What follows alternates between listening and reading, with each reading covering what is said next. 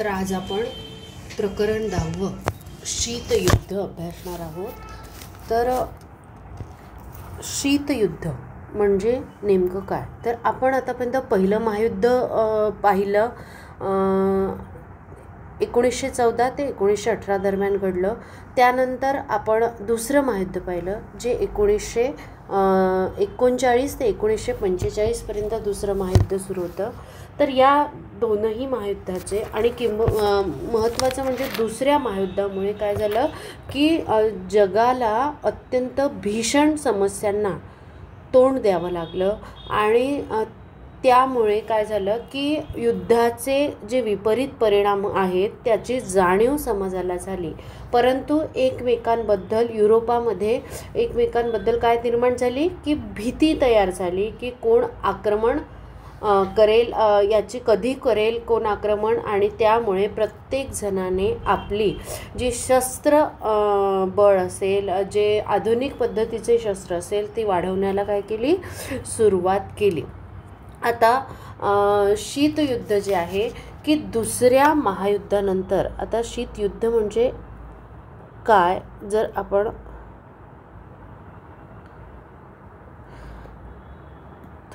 तर दुसऱ्या महायुद्धानंतर एका बाजूला भांडवलशाही राष्ट्र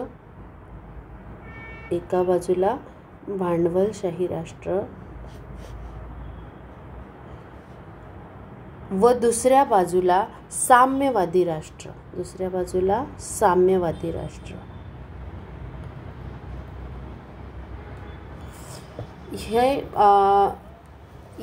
ही भांडवलशाही राष्ट्र आणि साम्यवादी राष्ट्र यांच्यामध्ये जी सत्ता व प्रभाव यासाठी जो संघर्ष सुरू झाला दुसऱ्या महायुद्धानंतरच्या काळात, त्याला काय म्हटलं गेलं, शीतयुद्ध असं म्हटलं. तर भांडवलशाही राष्ट्र म्हणजे या भांडवलशाही राष्ट्रांमध्ये काय आहे की उत्पादनाचे जे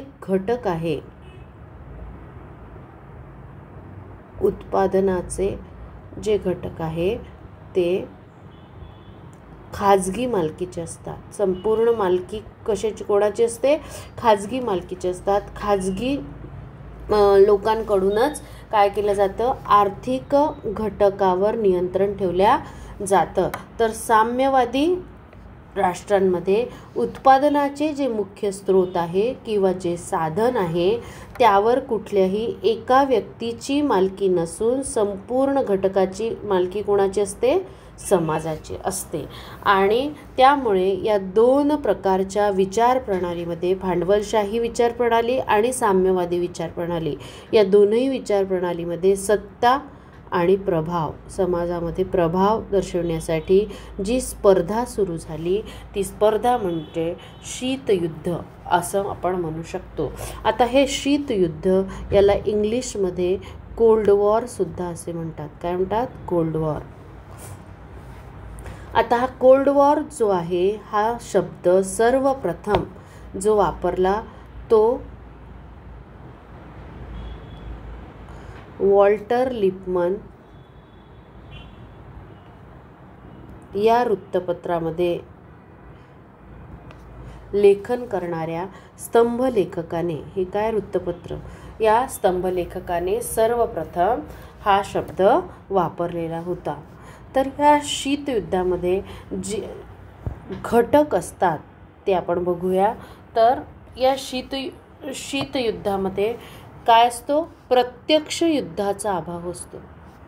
काय आहे की पहिलं आणि दुसरं महायुद्ध इतकं विध्वंसक झालेलं होतं की कोणालाही आता युद्ध करण्याची मानसिकता नव्हती, परंतु कुणाचाही कुणावर विश्वास राहिलेला नव्हता. प्रत्यक्ष युद्ध तर होत नाही, परंतु मनामध्ये काय असते, खुन्नस असते, भीती असते आणि म्हणून दोनही पक्ष काय असतात, एकमेकावर कधीही वेळ आली तर वार करायला तयार असतात. परंतु प्रत्यक्ष युद्धाचा काय अभाव आहे. त्याच्यानंतर तीव्र शस्त्रस्पर्धा. की कुठल्याही वेळेमध्ये आपला शत्रू आपल्यावर आक्रमण करू शकेल, या भावनेनं काय केली जाते, आपली स्वतःची जी बाजू आहे, आपल्याजवळची जी युद्ध सामग्री आहे त्याच्यापेक्षा माझ्याकडे कसे जास्त शस्त्र राहतील याचा विचार या शीतयुद्धामध्ये केला जातो. त्याच्यानंतर जी राजनीती असते ती आक्रमक राजनीतीचा वापर केला जातो. त्याच्यानंतर आंतरराष्ट्रीय स्तरावर परस्पर अविश्वास पाहिला आपण, कारण प्रत्येकाला काय आहे, भीती वाटत असते की कोणी माझ्यावर आक्रमण केलं तर. कारण आता दुसऱ्या महायुद्धानंतर विश्वासाचा अभाव, आंतरराष्ट्रीय पातळीवर विश्वासाचा अभाव निर्माण झालेला होता. त्याच्यामुळे शीतयुद्धामध्ये काय होतं की आंतरराष्ट्रीय पातळीवर स्वतः एकमेकांमध्ये अविश्वास दिसून येतो. त्याच्यानंतर राजकीयदृष्ट्या, आर्थिकदृष्ट्या एकमेकावर दबाव टाकण्यात येतो.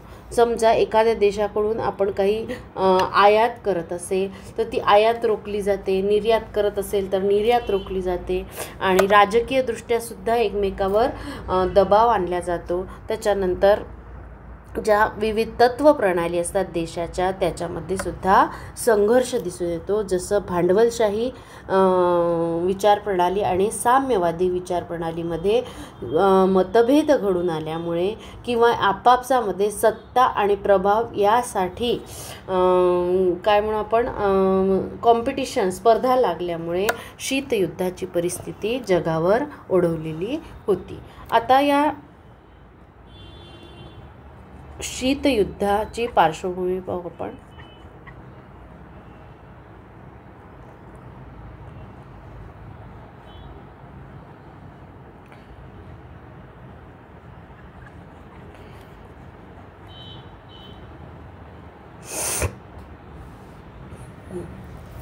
शीतयुद्ध घडून येण्यासाठी काय झालंय की दुसरे महायुद्ध कारणीभूत ठरले. खऱ्या अर्थाने दुसरे महायुद्ध कारणीभूत ठरले.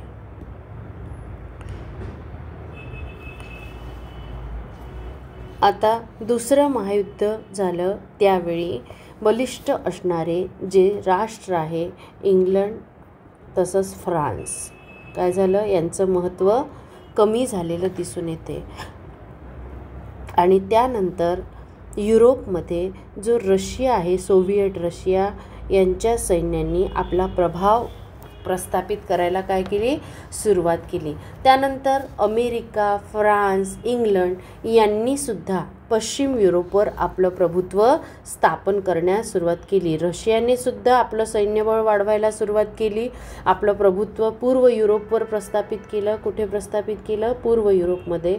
तर अमेरिका, इंग्लंड आणि फ्रान्स यांनी पश्चिम युरोपवर आपलं प्रभुत्व प्रस्थापित केलं. पश्चिम युरोपवर. तर हे जे पूर्व युरोपमध्ये रशियाचे जे प्रभुत्व होते, या लोकांनी, रशियाच्या प्रभुत्वाखाली असणाऱ्या लोकांनी काय केलं, साम्यवादी विचारप्रणालीचा स्वीकार केला.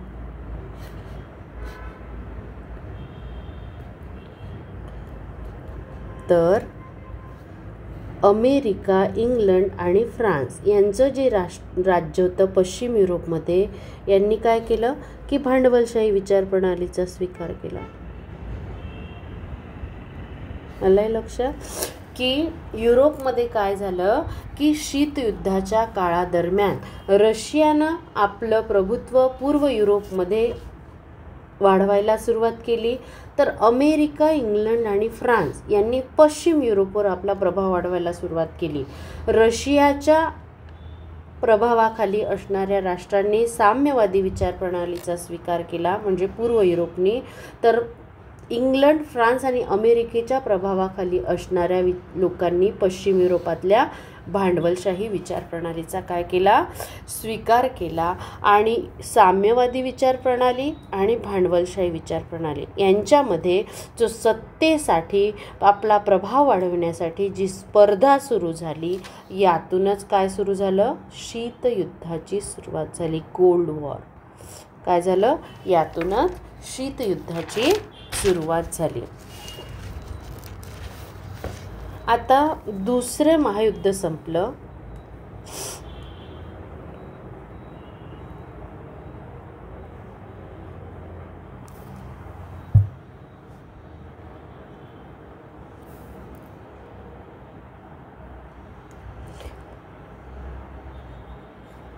आणि शीतयुद्धाला काय झाली? सुरुवात झाली. रशिया प्रणित विचारप्रणाली, साम्यवादी विचारप्रणालीत गट आणि भांडवलशाही विचारप्रणालीत गट म्हणजे अमेरिका, फ्रान्स आणि इंग्लंड यांच्या प्रभुत्वाखाली असणारे देश. त्याच्यानंतर आपण बघू की दुसरं महायुद्ध संपलं आणि अमेरिकेने काय केलं? अमेरिकेने एक प्लॅन आणला, एक योजना आणली. ती योजना जी आहे ती मार्शल प्लॅन योजना या नावानं ओळखल्या जाते. युरोपीय राष्ट्रांना साम्यवादापासून रोखण्यासाठी आर्थिक मदत द्यायला अमेरिकेनं काय केली? सुरुवात केली. आता ही जी मार्शल प्लॅन योजना होती याचा उद्देश काय होता की युरोपमधले जे विविध राष्ट्र होते, जे देश होते, त्यांना काय करणे? साम्यवादापासून रोखणे. साम्यवादापासून रोखणे हा मार्शल प्लॅनचा मुख्य उद्देश होता की युरोपातल्या विविध राष्ट्रांना साम्यवादाकडे झुकू न देणे. यासाठी त्यांनी आर्थिक बळाचा वापर केला. काय केलं? आर्थिक बळ म्हणजे विविध राष्ट्रांना आर्थिक मदत द्यायला अमेरिकेने सुरुवात केली. आता अमेरिका आर्थिक मदत द्यायला लागल्यानंतर निश्चितच रशिया चूप बसेल का? नाही. तर रशियाने काय केलं की याच्या विरुद्ध आवाज उठवायला सुरुवात केली. आणि ज्या ठिकाणी इंग्लंड, फ्रान्स यांच्या काय होत्या? वसाहती होत्या, म्हणजे आशिया खंड, आपण पण त्याचाच भाग आहोत. भारतात सुद्धा काय होती? इंग्रजांची सत्ता होती. फ्रान्ससुद्धा व्यापार करण्याच्या दृष्टिकोनातून भारतात आल्या होत्या. त्यानंतर आफ्रिका खंड, काय? आफ्रिका खंड. या दोनही खंडामध्ये या भांडवलशाही राष्ट्रांच्या काय होत्या? वसाहती होत्या. आणि या वसाहतींना स्वातंत्र्य मिळवण्यासाठी प्रोत्साहन द्यायला रशियाने काय केली? सुरुवात केली.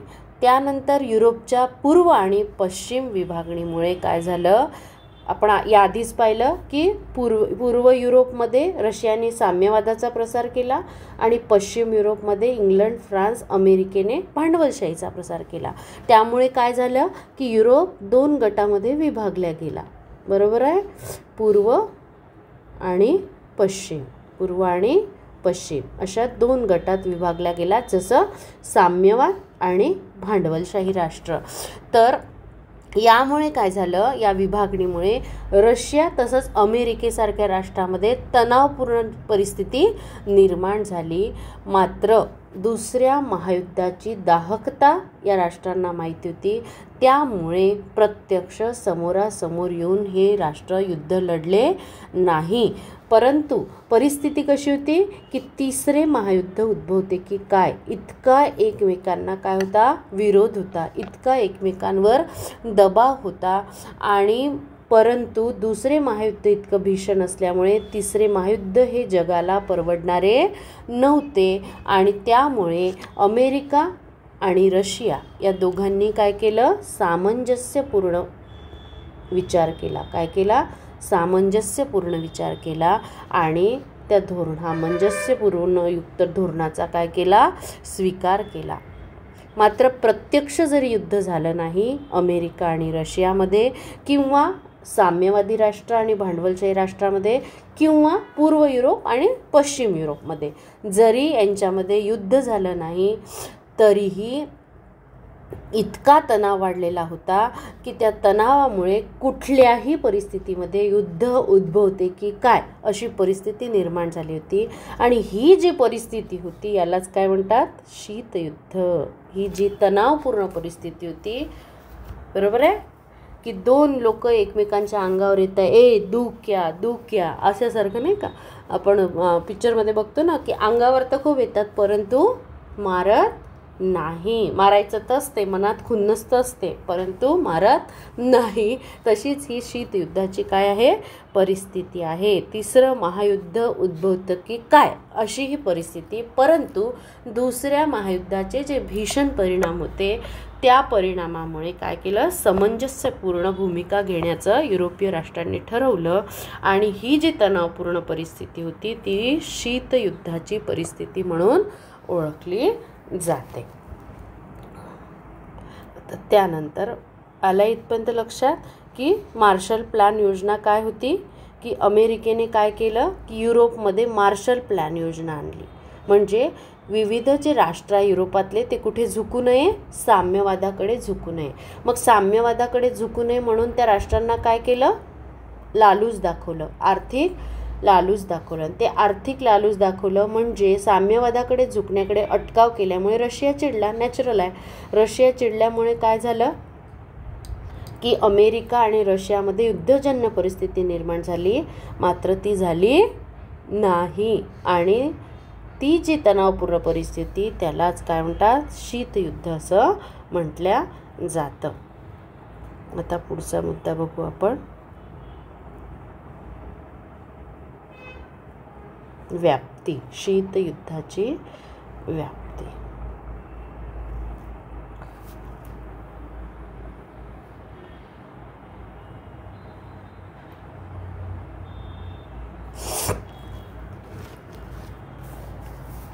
आता आपण आताच पाहिलं की दुसरं महायुद्ध झालं आणि युरोपची विभागणी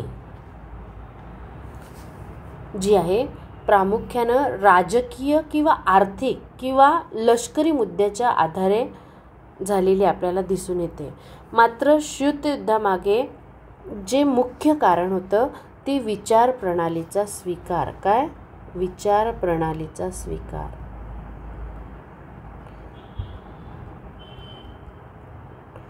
की काय झालं, दुसऱ्या महायुद्धानंतर युरोपची विभागणी 2 गटात झाली, पूर्व युरोप आणि पश्चिम युरोप. पूर्व युरोपमध्ये रशिया ज्या गटामध्ये जे लोक होते म्हणजे साम्यवादी विचारप्रणाली आणि पश्चिम युरोप म्हणजे इंग्लंड, फ्रान्स, अमेरिका यांचा भांडवलशाही विचारप्रणालीचा. तर या विचारप्रणालीमध्ये काय झालं की विचारप्रणालीचा स्वीकार हा मुख्य मुद्दा आला आणि त्यामुळे अमेरिकेने मार्शल प्लॅन आणला आणि हेच काय झालं, शीतयुद्धाचं रशिया भडकला आणि शीतयुद्ध भडकण्याला किंवा शीतयुद्धासाठी मुख्य कारण ते ठरलं. आता यामध्ये जी विचारप्रणाली होती तर सोव्हिएत रशिया यांचं म्हणणं काय होतं की सोव्हिएत रशियाचे की उत्पन्नाचे जे स्रोत आहे ते काय असावे, सरकारी मालकीचे असावे. कसे असावे, सरकारी मालकीचे असावे. तर अमेरिका म्हणजे भांडवलशाही विचारप्रणाली, तर सोव्हिएत रशिया म्हणजे साम्यवादी विचारप्रणाली. त्यांचं म्हणणं होतं की उत्पन्नाचे जे स्रोत आहे ते सरकारी मालकीचे असावे. परंतु अमेरिका जी भांडवलशाही विचारप्रणालीचे लोक होते त्यांचं काय होतं की उत्पन्नाचे जे स्रोत आहे ते काय असावे, खाजगी मालकीचे असावे. त्यामुळे शीतयुद्धाची व्याप्ती आहे ही युरोपपुरती मर्यादित न राहता ती संपूर्ण आशिया खंडामध्ये पसरली. कारण रशियाने काय केलं, आशिया आणि आफ्रिका खंडामध्ये यांच्या ज्या वसाहती होत्या त्या ठिकाणी स्वातंत्र्याच्या चळवळी उभारण्यासाठी काय केलं, प्रोत्साहन दिलं. याच वेळी 20व्या शतकामध्ये 2 महत्त्वपूर्ण घटना घडल्या की सोव्हिएत रशिया आणि चीनचा काय झाला, करार झाला. सोव्हिएत रशियाने चीनसोबत लष्करी करार केला. काय केला, लष्करी करार. जर कोणी आमच्यावर आक्रमण केलं तर तुम्ही आमची मदत करायची आणि चीनवर कोणी आक्रमण केलं तर रशिया धावून जाणार. आणि उत्तर आणि दक्षिण कोरिया यांच्यातील संघर्ष उफाळून आला. आता उत्तर कोरिया आणि दक्षिण कोरिया हे काय झालं, एकमेकाच्या विरोधात उभे झाले आणि या 2 महत्त्वपूर्ण घटना यावेळी घडल्या. आता हे जे याचा काय परिणाम झाला की हे आपापसात शत्रू असल्यामुळे विरोधी शत्रूला जाऊन मिळाले आणि चीन आणि रशियाचा लष्करी करार झाल्यामुळे काय झालं की रशियाची बाजू भक्कम झाली. आता जर काही रशियावर अमेरिका किंवा भांडवलशाही गटाने आक्रमण केलं तर त्यांच्या मदतीला कोण जाणार होता? चीन जाणार होता. यावेळी जे रशिया आहे त्या रशियाचं प्रमुख कोण होते? जोसेफ स्टॅलिन. कोण होते? जोसेफ स्टॅलिन हे रशियाचे प्रमुख होते. कुठल्या काळामध्ये? शीतयुद्धा काळामध्ये. त्यानंतर रशियाचे प्रमुखपदी निकिता क्रुश्चेव आले.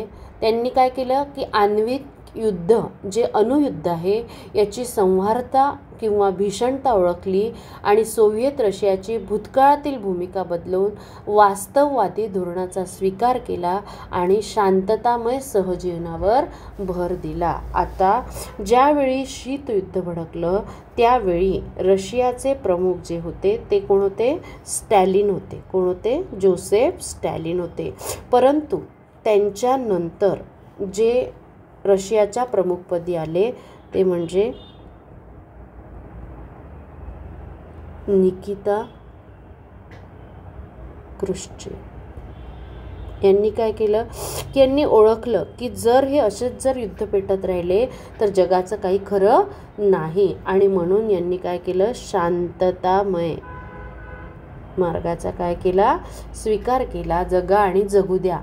आपणही जगा आणि दुसऱ्याला पण काय करा? जगू द्या.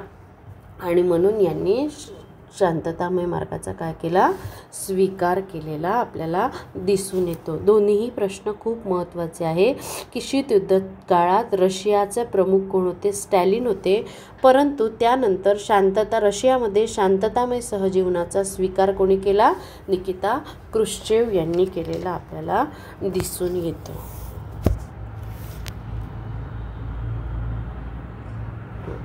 त्यानंतर आता आपण बघू की जे भांडवलशाही राष्ट्र होते आणि सोव्हिएत गट, तर या गटामध्ये कोणत्या कोणत्या राष्ट्राचा समावेश होता युरोपातल्या ते आपण बघा. तर सोव्हिएत रशिया, जो रशियाचा गट होता सोव्हिएत रशियाचा, हा जो गट होता हा कुठला गट होता? साम्यवादी विचारप्रणाली. कुठला विचारप्रणाली त्यांची? साम्यवादी विचारप्रणाली. त्यानंतर जो अमेरिकेचा गट होता, अमेरिका, इंग्लंड, फ्रान्स जो गट होता, तर हा गट कुठला होता? भांडवलशाही विचारप्रणाली.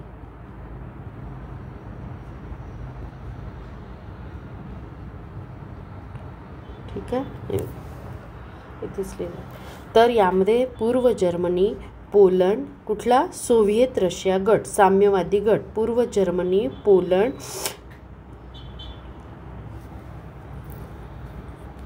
चेकोस्लोवाकिया,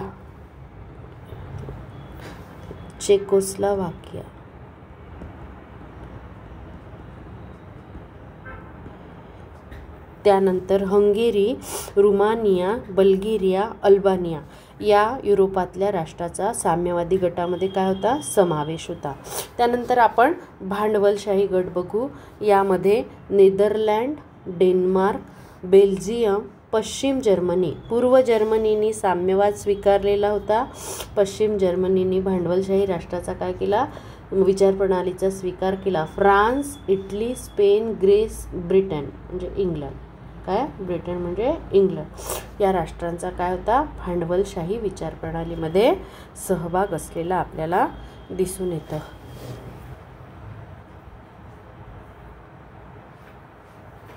आता आपण बघितलं की रशिया आणि चीन यांच्यामध्ये काय झाला? लष्करी करार झालेला होता शीतयुद्धाच्या काळामध्ये 20व्या शतकामध्ये. तर की काय? एकमेकांना युद्धप्रसंगी काय करणे? लष्करी मदत करणे. तर यानंतर आपण पाहू की सोव्हिएट रशियाने काय केलं की 1961 मध्ये बर्लिन येथे काय उभारली? सुरक्षा भिंत उभारली. काय उभारली? सुरक्षा भिंत उभारली. यामुळे काय झालं की पूर्व बर्लिन आणि पश्चिम बर्लिन, बर्लिनचे काय झाले? 2 भाग झाले, एक पूर्व आणि पश्चिम. यामुळे काय झालं की पूर्व बर्लिन आणि पश्चिम बर्लिन यांच्यातला काय संपर्क तुटला.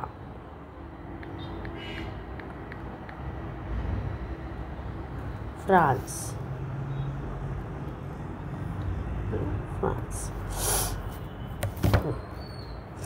आणि या घटनेमुळे काय झालं की फ्रान्समधील बर्लिन इथे सोव्हिएट रशियाने सुरक्षा भिंत उभारल्यामुळे पूर्व बर्लिन आणि पश्चिम बर्लिन यांच्यामधला संपर्क तुटला. त्यामुळे काय झालं की युरोपामध्ये तणावपूर्ण वातावरण निर्माण झालं. काय निर्माण झालं? युरोपामध्ये तणाव निर्माण झाला आणि 1962 मध्ये 1962 मध्ये काय झालं की क्युबा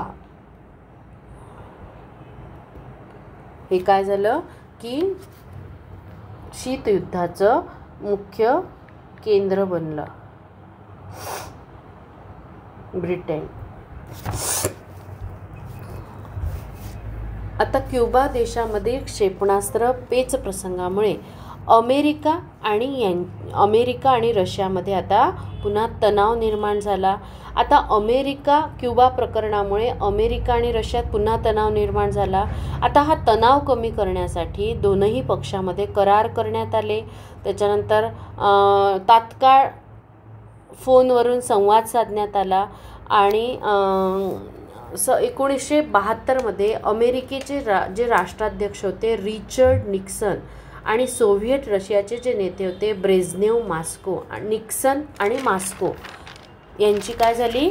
भेट झाली. क्युबा प्रकरणावरून अमेरिका आणि रशियामध्ये तणाव निर्माण झाला आणि त्यामुळे जे अमेरिकेचे राष्ट्राध्यक्ष होते निक्सन आणि रशियाचे जे नेते होते ते म्हणजे मास्को यांच्यामध्ये काय झालं? तात्काळ भेट ठरली आणि या दोन राष्ट्रांमध्ये दोनही राष्ट्रांनी अमेरिका आणि रशिया यांनी जी आण्विक शक्ती आहे, जी अणुशक्ती आहे, जी क्षेपणास्त्राची संख्या आहे यांच्यावर मर्यादा आणण्याविषयी काय केली?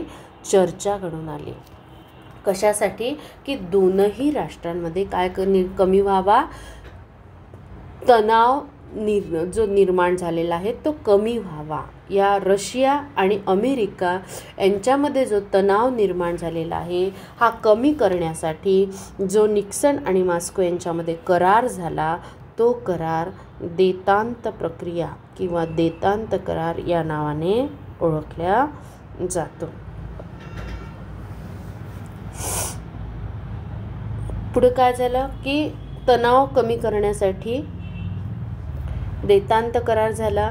आता जे लष्करी करार झाला होता रशियाचा आणि चीनचा, तर देतांत करारामुळे काय झालं की अमेरिकेने सुद्धा मग चीनला पुढील काळात भेट दिली आणि त्यांनी जो चीनने काय केलं? साम्यवादी विचारप्रणालीचा स्वीकार केला होता. तर अमेरिकेने साम्यवादी चीनला काय केली? मान्यता दिली पुढील काळात.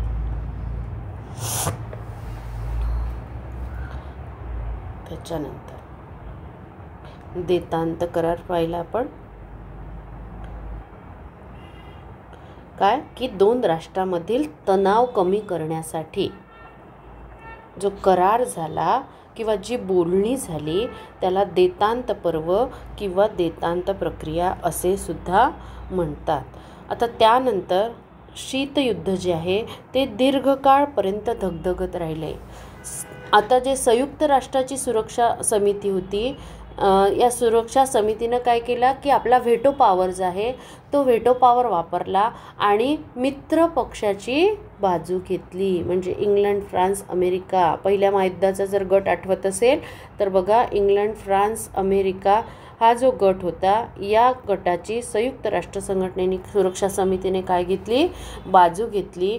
विविध लष्करी करार करणे, आर्थिक देवाणघेवाण करणे, विविध स्वरूपाच्या यांना व्यापारी सवलती देणे, एकमेकांना मित्र राष्ट्रांचा दर्जा देणे इत्यादीच्या माध्यमातून सोव्हिएत रशिया आणि अमेरिका या दोन्ही सत्तांनी काय केलं की गटबाजीला सुरुवात केली. सोव्हिएत रशियाने आपले मित्र वाढवण्यास सुरुवात केली म्हणजे साम्यवादी राष्ट्राने, तर भांडवलशाही राष्ट्राने आपले मित्र वाढवण्यास सुरुवात केली आणि गटबाजीला काय झालं सुरुवात झाली. आपापसात राजकारणाला काय झाली सुरुवात झाली. आता दोन विचारसरणीमध्ये फरक होता.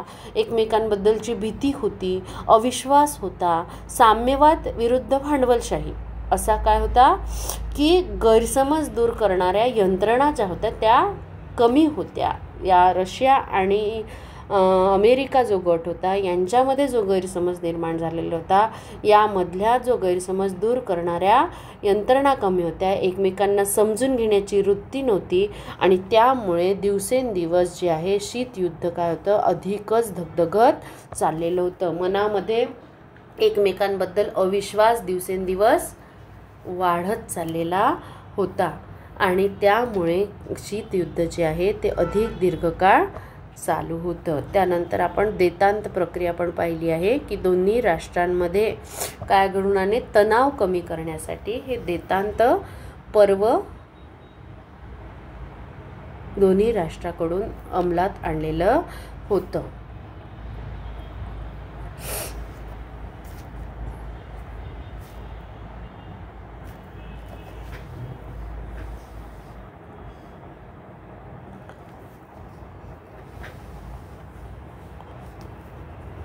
आता जी देतांत प्रक्रिया आहे ती नंतर शीतयुद्ध काळामध्ये जो तणाव कमी करण्याची प्रक्रिया आहे ही प्रक्रिया अमेरिकेने आणि सोव्हिएत रशियाने तशीच चालू ठेवण्याची भूमिका घेतली.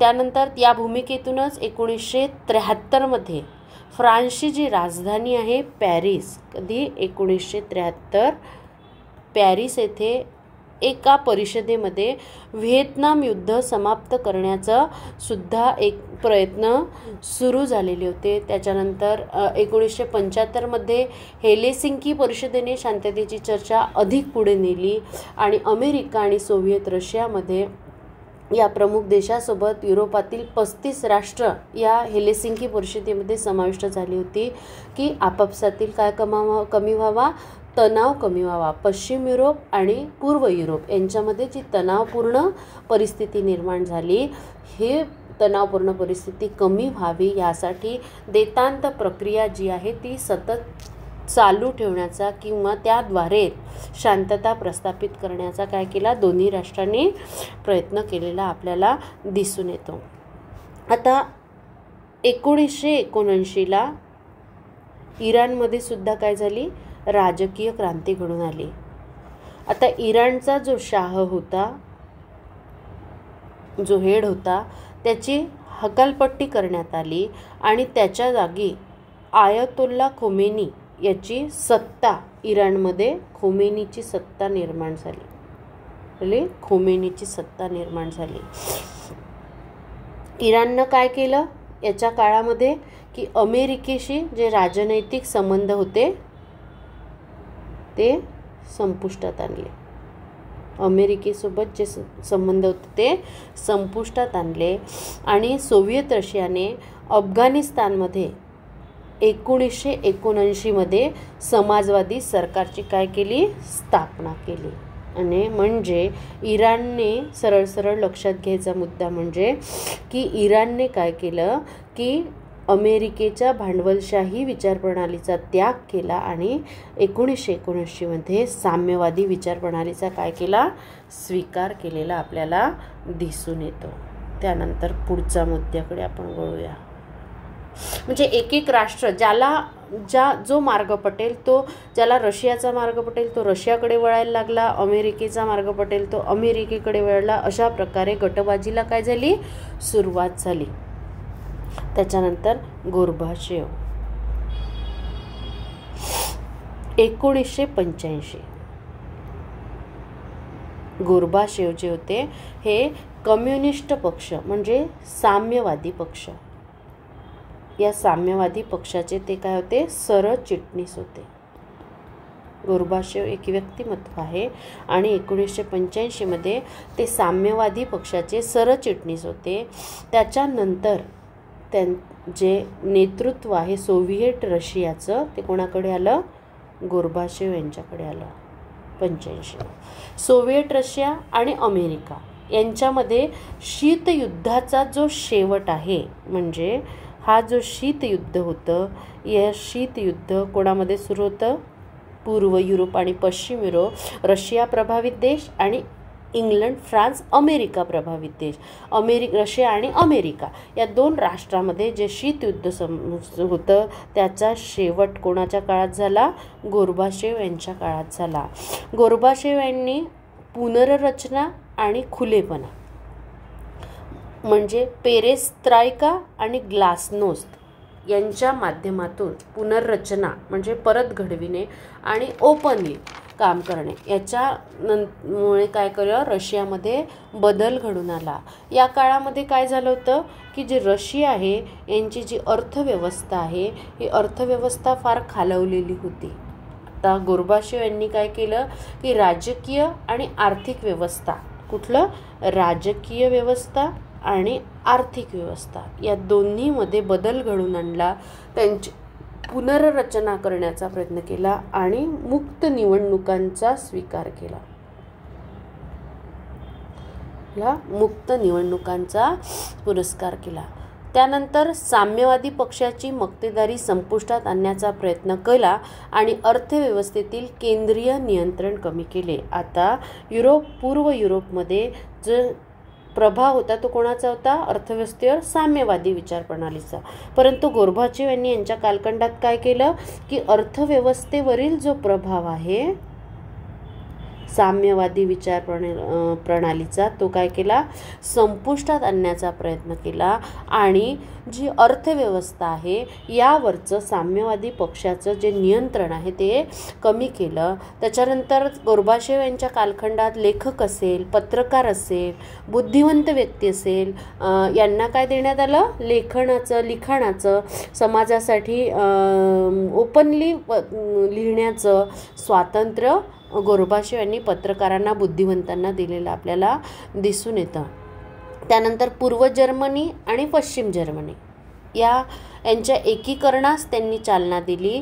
मात्र सोव्हिएट रशियाला एकत्र ते ठेवू शकले नाही.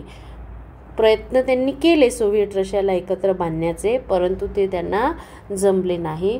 गोर्बाचेव यांच्याच कालखंडात सोव्हिएट रशियाचं विघटन झालं आणि एकसंघ सोव्हिएट रशियाचं अस्तित्व काय आलं? संपुष्टात आलं. अशा प्रकारे गोर्बाचेव यांची जी कारकीर्द आहे ही प्रसिद्ध आहे. त्यांचे हेतू जे होते ते काय होते की जी साम्यवादी विचार प्रणालीचं केंद्रीकरण झालं आहे ते नष्ट करणे आणि अर्थव्यवस्थेवरील जे साम्यवादी विचारसरणीचा प्रभाव आहे तो काय करणे? नष्ट करणे आणि सोव्हिएत रशियाला एकत्र बांधणे. संपूर्ण जो सोव्हिएत रशियाच्या अंडरमध्ये जे राष्ट्र असेल परंतु ते शक्य झालं नाही. आता हे जे शीतयुद्ध होतं इथे गोर्बाचेव यांच्या कालखंडात रशियाचं काय झालेलं आहे? अस्तित्व, एकसंघ जो रशिया होता ते रशियाचं अस्तित्वच इथे धोक्यात आलं आणि शीतयुद्धाचा शेवटसुद्धा गोर्बाचेव यांच्या कालखंडात झालेला आपल्याला दिसून येतो. त्याच्यानंतर शीतयुद्धाचे जे परिणाम आहे ते बघू की शीतयुद्धाचे परिणाम काय झाले. मानवाचं भवितव्यच धोक्यात आलं. काय आलं? मानवाचे भवितव्य धोक्यात आले. कारण काय असेल धोक्यात आले? कारण शीतयुद्ध काळात विविध राष्ट्रांमध्ये गैरसमज निर्माण झाला. संपूर्ण जग हे दोन गटात विभागले गेलं. बरोबर आहे? अमेरिका प्रणित देश आणि सोव्हिएत रशिया प्रणित देश. गुप्त राजकीय हालचाली तयार झाल्या. का बरं? कारण प्रत्येकाला भीती वाटत होती. एकमेकांना लपवून करार केले गेले, लष्करी करार. कारण कोण कोणावर आक्रमण करेल याची शाश्वती नव्हती. कारण अविश्वास निर्माण झाला होता. त्यामुळे विविध करारांना प्राधान्य देण्यात आलं. निशस्त्रीकरण कडे दुर्लक्ष करण्यात आलं. काय केलं की शस्त्रीकरणावरच भर देण्यात आला, कारण एकमेकांची भीती होती, अविश्वास होता.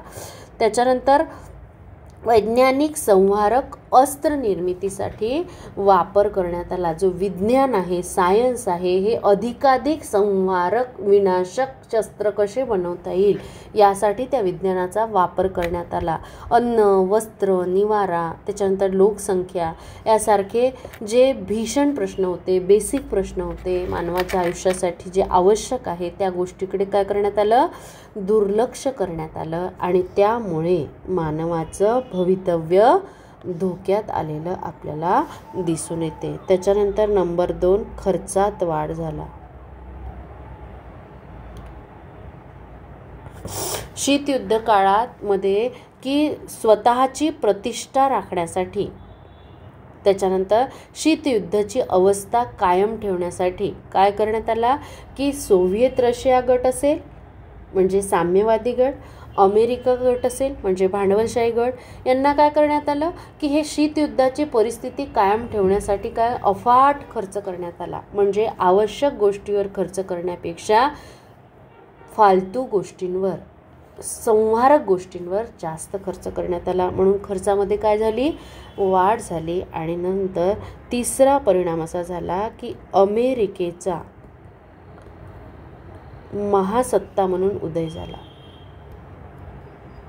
त्याला अमेरिकेचा महासत्ता म्हणून उदय झालेला आपल्याला दिसून येतो. आपण बघितलं की गोर्बाचेव यांच्या कालखंडात जी सोव्हिएट रशिया होती, एकसंघ रशिया होती, त्याचं काय झालं, विघटन झालं, संपुष्टात आला. आणि त्यामुळे काय झालं की रशियाचा पाडाव झाला आणि अमेरिकेचा विजय घडून आला. आणि याचाच परिणाम म्हणजे आता जगाच्या पाठीवर एकमेव महासत्ता उरली होती शीतयुद्धानंतर, ती म्हणजे अमेरिका. आणि म्हणूनच शीतयुद्धानंतर अमेरिकेचा महासत्ता म्हणून उदय घडून आलेला आपल्याला दिसून येतो.